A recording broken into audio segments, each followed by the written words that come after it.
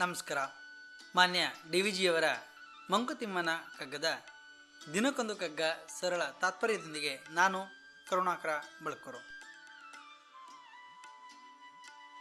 ಇಂದಿನ ಕಗ್ಗ ಮಳೆಗೊಂದು ಬೆಳೆಗೊಂದು ಫಲಕ್ಕೊಂದು ಋತುವಂತೆ. ಮಳೆಗೊಂದು ಬೆಳೆಗೊಂದು ಫಲಕ್ಕೊಂದು ಋತುವಂತೆ. ಬೆಳೆ ಇಪುದು ಜೀವವೃಕ್ಷವ ಕಾಲನಿಯತಿ. ಬೆಳೆ ಇಪುದು ಜೀವವೃಕ್ಷವ ಕಾಲನಿಯತಿ.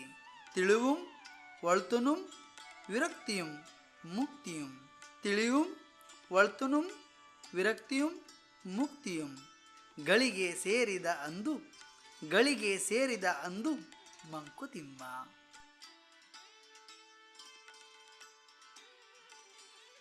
ಪ್ರಿಯರೇ, ಪ್ರಕೃತಿಯಲ್ಲಿ ನಡೆಯುವ ಋತುಮಾನ ಅದುವೇ ಕಾಲಮಾನ ಅಂತ ಕರಿತೇವೆ.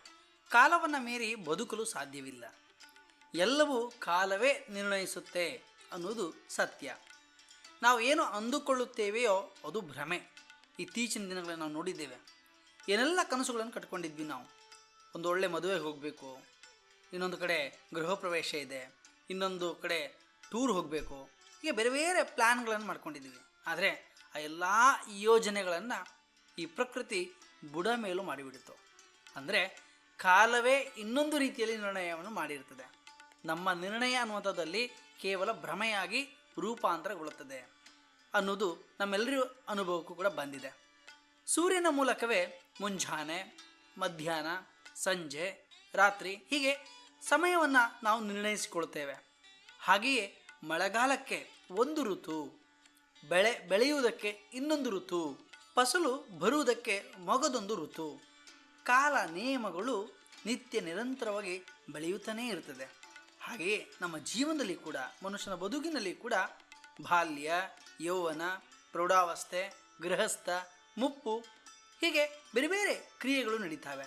ಅದರ ಒಳಗಡೆಯೇ ಅರಿವು, ಜ್ಞಾನ ಅಥವಾ ತಿಳುವಳಿಕೆ, ಒಳ್ಳೆಯತನ, ವಿರಕ್ತಿ ಮತ್ತು ಮುಕ್ತಿ ಅಥವಾ ಮೋಕ್ಷಗಳು ಕೂಡ ನಮ್ಮ ಬದುಕಿನಲ್ಲಿ ಲಭ್ಯವಾಗ್ತದೆ ಅಂತ ಡಿ ವಿ ಜಿಯವರು ಹೇಳ್ತಾರೆ. ಇಲ್ಲಿ ಪ್ರಕೃತಿಯಲ್ಲಿ ಘಟಿಸುವಂತಹ ಯಾವುದೇ ಘಟನೆಗಳಿಗೂ ಒಂದು ಪೂರ್ವ ಸಿದ್ಧತೆ ಅನ್ನೋದು ಅದು ಕಾಣದಂತೆ ಸಾಕ್ತಾನೇ ಇರುತ್ತದೆ.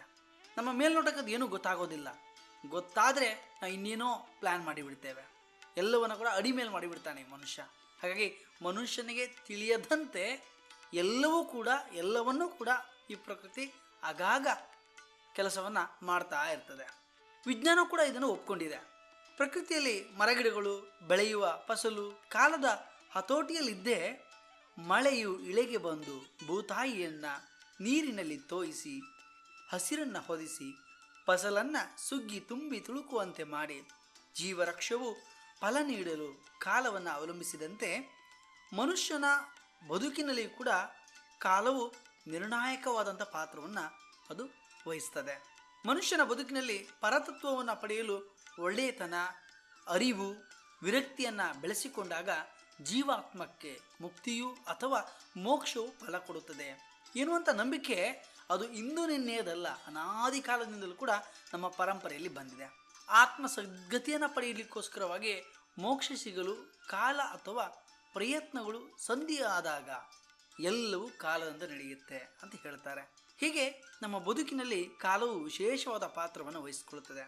ಹಾಗಾಗಿ ಕಾಲದೊಂದಿಗೆ ನಾವೆಲ್ಲರೂ ಕೂಡ ಸೇರಿ ನಡೆಯೋಣ ಎಂದು ಹೇಳುತ್ತಾ ನಾಳೆ ಇನ್ನೊಂದು ಕಗ್ಗದೊಂದಿಗೆ ಭೇಟಿಯಾಗ್ತೇನೆ. ಅಲ್ಲಿ ತನಕ ನಮಸ್ಕಾರ, ಶುಭ ದಿನ.